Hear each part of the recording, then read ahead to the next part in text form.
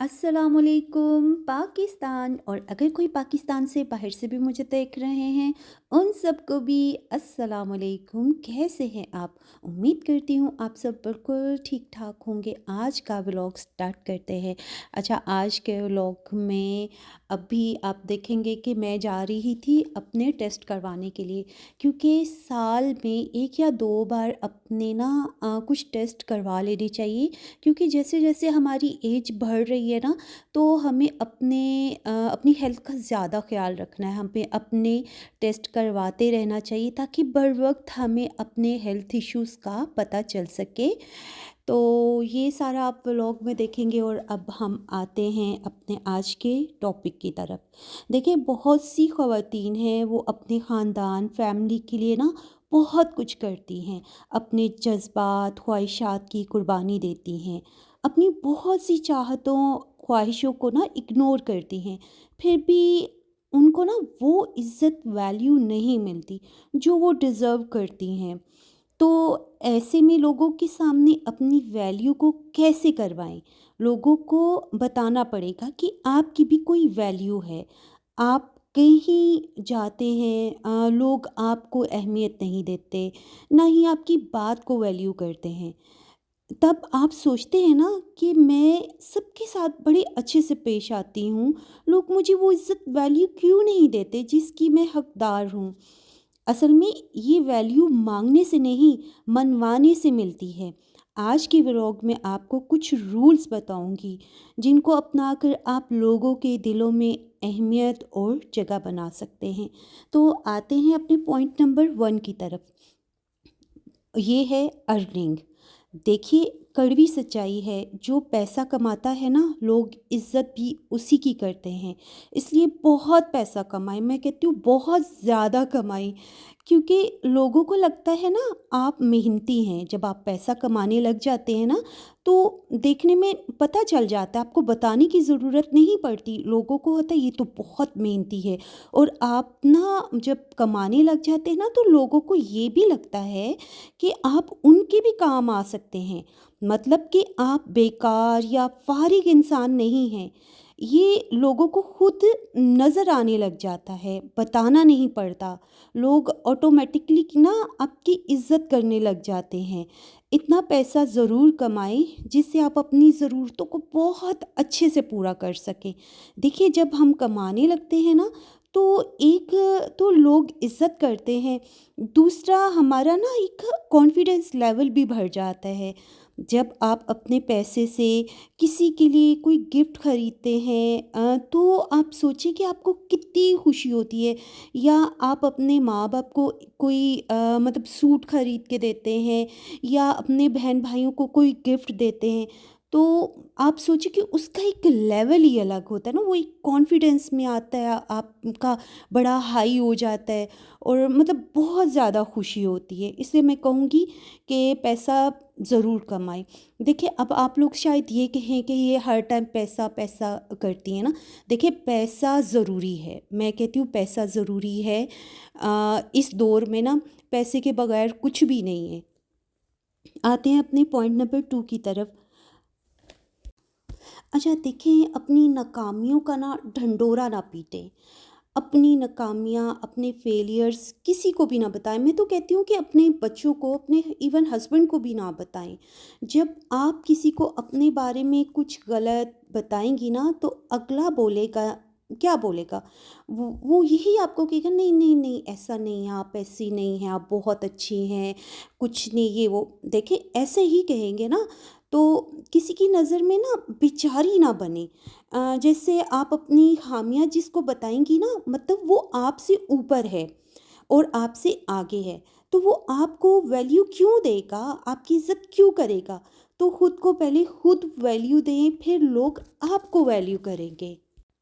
Point number 3, अपनी boundary बनाएं। देखें, एक लिमिट रखें।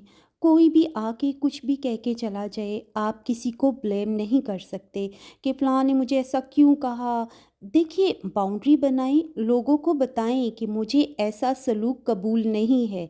अपनी ज़ुबान से, खामोशी से, अपने फ़ेस के ना एक्सप्रेशन से अगले को बताएँ कि मुझे ये बात अच्छी नहीं लगी।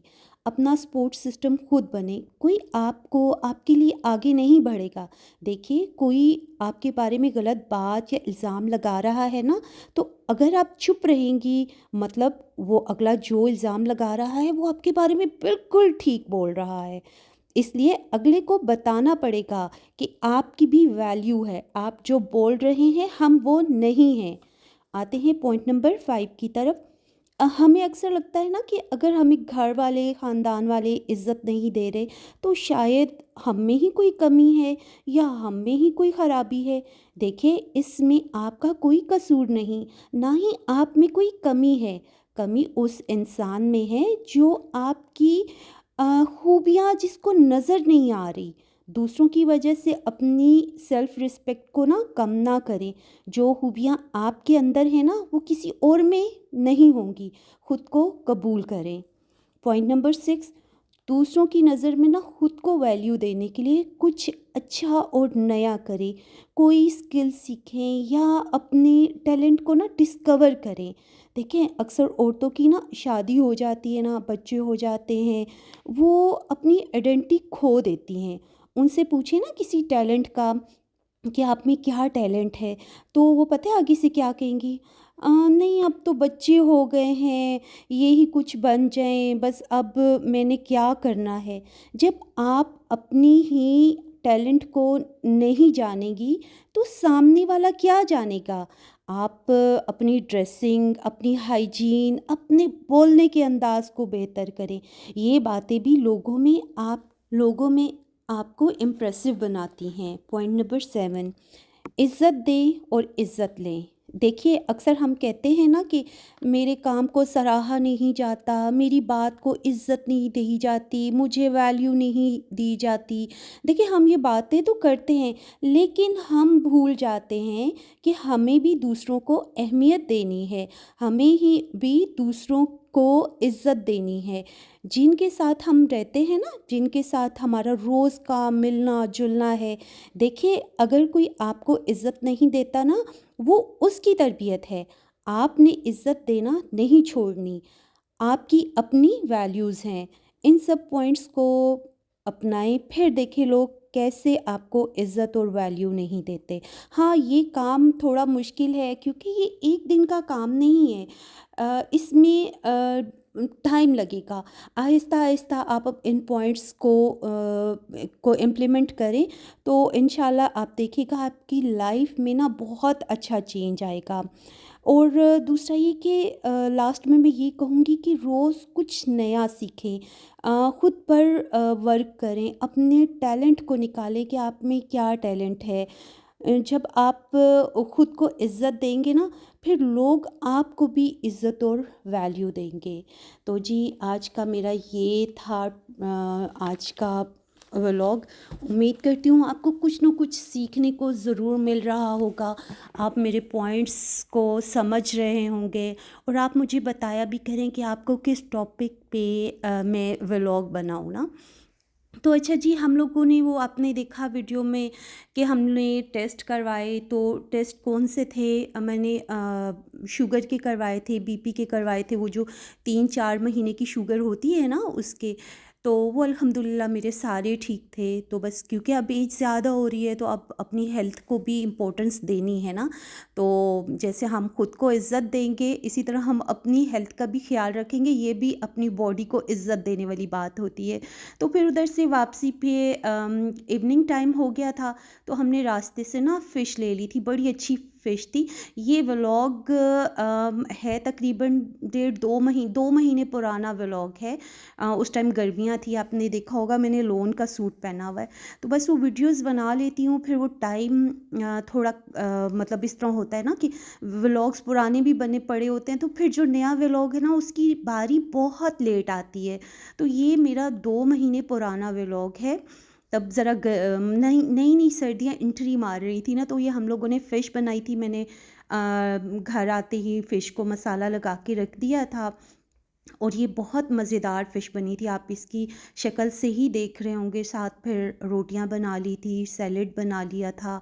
तो फिर रात को हम सब ने ना फ़िश को एंजॉय किया था, क्योंकि दिन में तो कोई राइस वगैरह बने हुए थे।